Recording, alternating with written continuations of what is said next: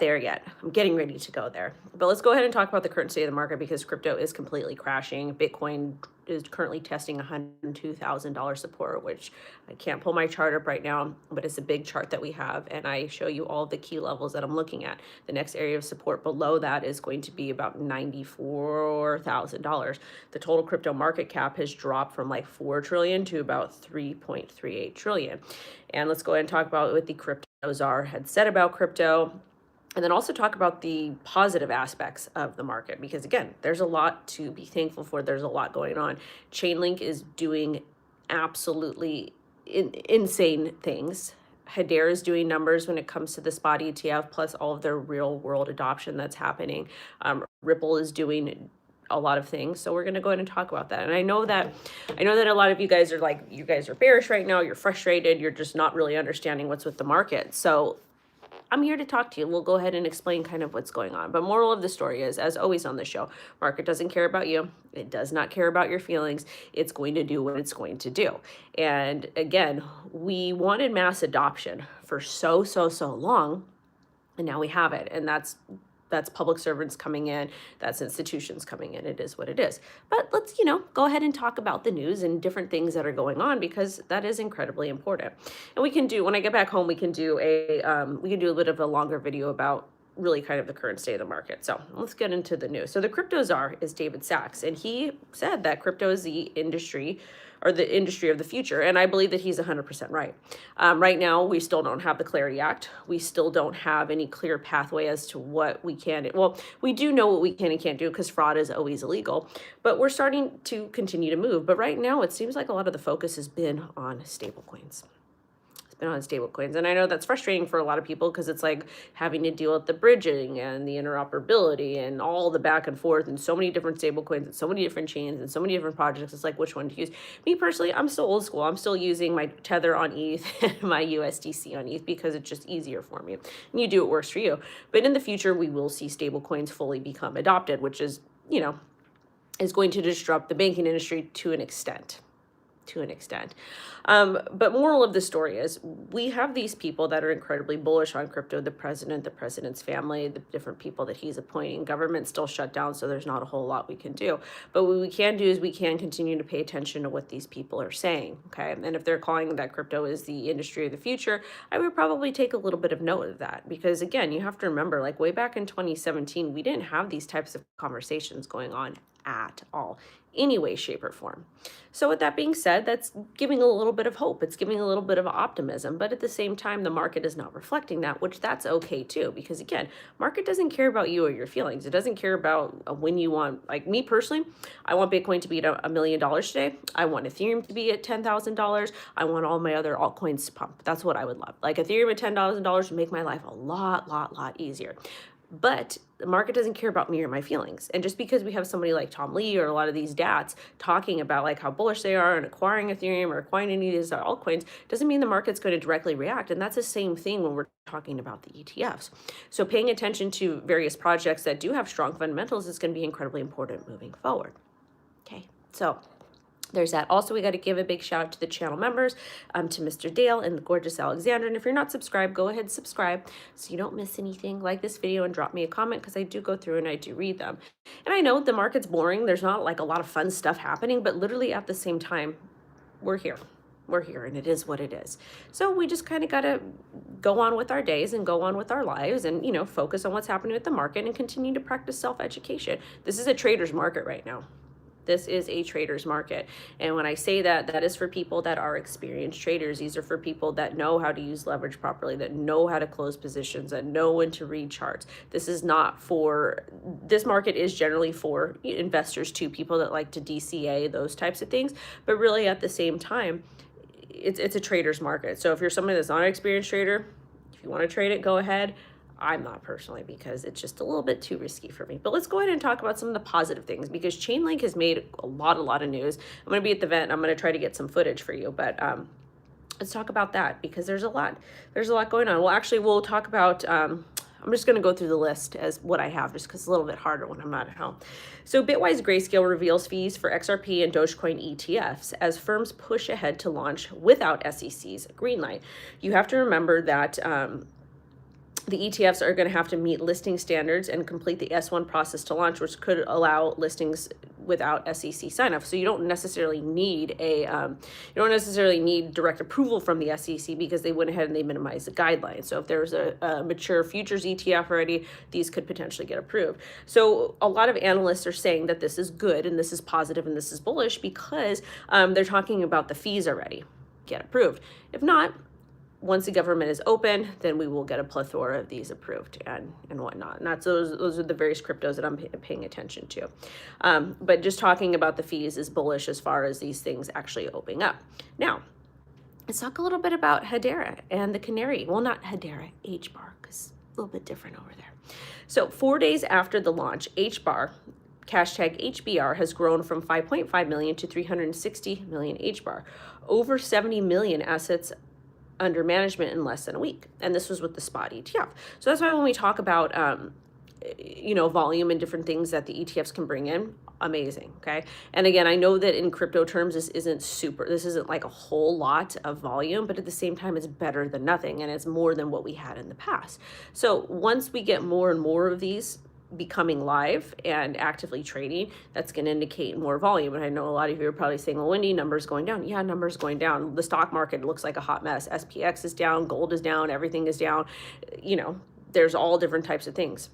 And that's a good question. Will XRP crash? When we are in crypto bear markets, number goes down significantly. There's a lot of volatility. It gets really nasty and scary and everything crashes, dumps.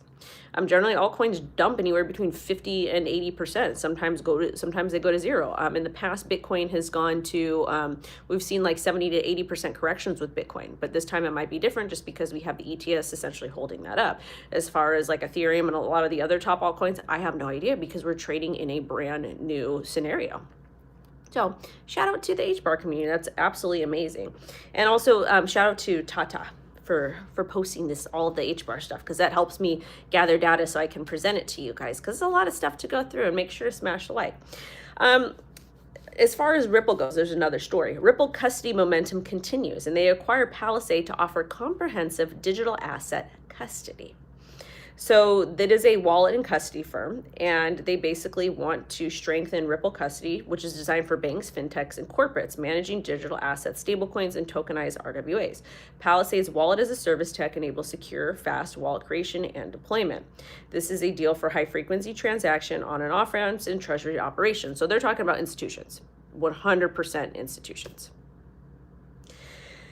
Palisade will integrate directly with Ripple and payments to enhance real-time value transfers, enterprise payment flows. So basically what this is just expanding their already existing ecosystem and system that they have. It is what it is. And the whole argument with Solana versus XRP and whatever is just dumb. Like, they're both doing different really cool things, and just let them continue to cook.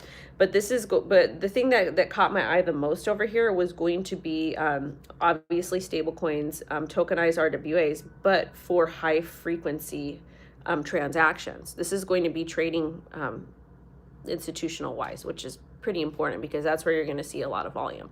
So we love that. Now let's go ahead and talk about some of the things that Chainlink did, because there was 4 big partnerships that happened. Shout out to Mr. John Germain, watching me from Betamax. So we'll go ahead and go through the Chainlink things. So UBS, Chainlink executive, first on-chain tokenized fund redemption in $100 trillion market. Thank you so much, Lawrence, for the $10 super chat. Appreciate it. Appreciate it. So let's talk a little bit about these things that are going on over here. So UBS completed the first on-chain redemption of a tokenized fund using Chainlink's digital transfer agent. It involved UBS USD money market investment token fund on Ethereum. That's important to note too, is that it is on Ethereum. Now, the achievement aims to drive optional efficiency and create new possibilities for productability in the fund industry. So again, more bullish news for traditional finance with Chainlink. And all this is adding is just solid foundations for the long term, which is important. The next news piece over here about Chainlink. Viridian, an open source identity wallet platform by the Cardano Foundation, is now part of the Chainlink ACE partner ecosystem. So shout out to Cardano. So Viridian is a Cardano Foundation's open source identity wallet and allows institutions to issue certain credentials. These are verifiable digital IDs for organizations that are issued off-chain and delivered on-chain as CCIDs. And ACE is a network for on-chain compliance, integrating identity, risk scoring, and regulatory monitoring, and allows institutions to verify identities, manage compliance policies, and monitor transactions on-chain. That's awesome. Absolutely awesome. So basically what that means is that we're seeing more adoption with institutions and with retail, and this is probably how it's going to happen. I am partnered with Kraken, so if you'd like to use the ref link down below, great. If not, take a look at Coinbase. A lot of people like Coinbase too. Now let's go ahead and talk about Aave, which is like the biggest DeFi protocol out there. So Aave Horizon, the institutional lending and borrowing market for tokenized assets from Aave, is adopting Chainlink's ACE. It allows for Horizon to enforce issuer and regulatory standards on chain, and allows for secure, compliance-focused tokenized asset markets, opening DeFi participation to regulated institutions. I don't necessarily know how they are going to deal with regulation, compliance, and DeFi. That's kind of a conundrum to me, because DeFi is supposed to be a true decentralized economy. So I don't know how that's going to happen, but it's just kind of interesting to see these worlds collide. Personally, I would rather just operate in a true decentralized economy, but you know, I'm just the bimbo on the internet, so there's that. So, but again, it's bullish long-term for, you know, these projects, especially the ones that have tokens, because hopefully it helps to kind of sustain things. Now, FTSE taps Chainlink, FTSE Russell taps Chainlink to bring Russell 1000 and under index data on chain. Basically, they're using Chainlink's technology, and it includes Russell 1000, 2000, 3000, and other FTSE indices. DataLink enables 24/7 access to institutional grade data across multiple different blockchains. Key here is going to be interoperability. In addition to interoperability, it's going to be trading 24/7, 365, is which the institutions wants, because the institutions are now able to capture some of that capital. Some people are not going to feel comfortable using crypto. Instead, what they're going to do is use TradFi and be able to do this 24/7, 365. So at the end of the day, the institutions are still winning. So there's that. What else? Oh, there was a balancer exploit, which sucks because that's an old school DeFi project. But basically, Balancer V2 composable stable pools were exploited, leading to major fund outflows. The estimated loss is total about 128 million across Ethereum, Base, Polygon, Arbitrum. Exploit targeted Balancer's V2 vaults, which acts as a liquidity engine. So one of the Balancer version 3 or V3 and other pools are unaffected, and some of the pools are paused. And they're trying to kind of figure out who did this.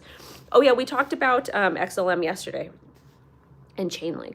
But moral of the story is that's also kind of driving down market sentiment, because a lot of people are just like, oh my God, this keeps happening. What are we going to do? Whatever. So the sentiment is not doing great any way, shape, or form. But we did have some positive stories that we did talk about. I know that it's not exactly the news you guys want to hear. And I know you guys probably want to hear me just, you know, blow bull dust up your behinds, but we're not going to do that, because we don't do that on this channel. We're really realistic about things. I do hope Chainlink hits $80 to $100. That would be amazing. In all of my bags, I hope a lot of my altcoins that are currently trading under $20 pump that high, especially Solana too. I hold that. But moral of the story is we're just going to keep focusing on the news and just keep, you know, interacting and staying a part of crypto. Don't have any stories about Aptos, so I can't help you there. But thank you guys for joining me. I got a video coming for you out at 2 p.m. PT, so make sure to watch that. And then I'll just kind of be streaming in the mornings whenever I get that done, because like, I don't even know what my schedule is. And there's like drama in the hotel room. The fire alarm went off at like 4 in the morning. I wasn't even able to, I woke up, it was just like a freaking hot mess. And then my coffee overflowed this morning, all kinds of stuff. But let me show you really quickly. I did take these from the breakfast buffet for my room. So I'm really happy about it. I haven't had oatmeal in a really long time, and I haven't had cinnamon. Cinnamon Toast Crunch is like my favorite like dessert, because it's, you know, it's not healthy. But anyways, thank you guys so much. Thank you, Lawrence, for being here. Thank you to gorgeous Alexandra and everybody else for showing up. Make sure you guys smash the like, and I got to get to the event, and I'm going to probably do a little vlog for you guys. I'll post it on Instagram.